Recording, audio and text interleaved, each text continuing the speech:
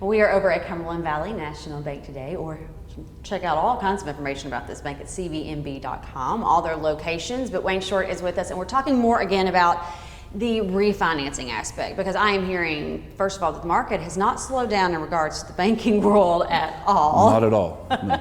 Some people are like, I can barely keep up. But there's a lot of homes being sold, a lot of people coming to banks like you all, really wanting to capitalize on those low interest rates and potentially save a lot of money over the life of their loan, especially if it's coming to their house. So tell me first off, is there a magic number that you need to be in your home with your current loan so far to be able to make it make sense? There's really not.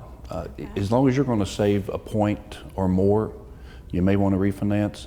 Mortgage rates right now are historically low. I've been doing this for 25 years and I have not seen rates as low as they are right now. Yeah. So if somebody comes to you and they're like, listen, I'm seeing the interest rates are hovering around this, I could potentially save 2%. Could they potentially shorten their loan? Absolutely. I have a lot of people right now who are on 30-year mortgages. They're coming in, they're saving 2 points or more, going to 15 years. They're cutting 10, 12 years off of their term, saving tens of thousands of dollars in interest.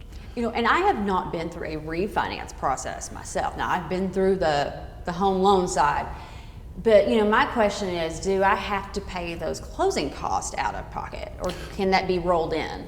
There are closing costs. Refinancing your mortgage is basically just like purchasing a home. The process is basically the same. There are closing costs.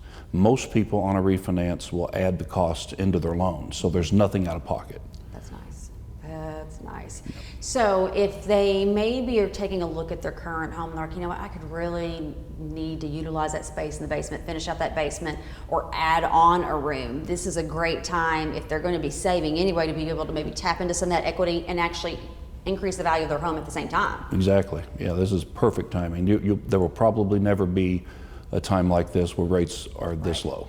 But they need to be careful about their credit score, because you don't want to mess that up too much, right? Your rates are based, and pricing is based on credit score. So you do need to have a good credit score, probably at least a 680 or higher. Is there one piece of advice you're like, do not go do this? Do not go, should they not be going and buying a brand new car before they try to come Absolutely. see you? If you apply for a refinance or you apply to buy a house, do not have anybody pull your credit. Okay. Do not go out and buy anything.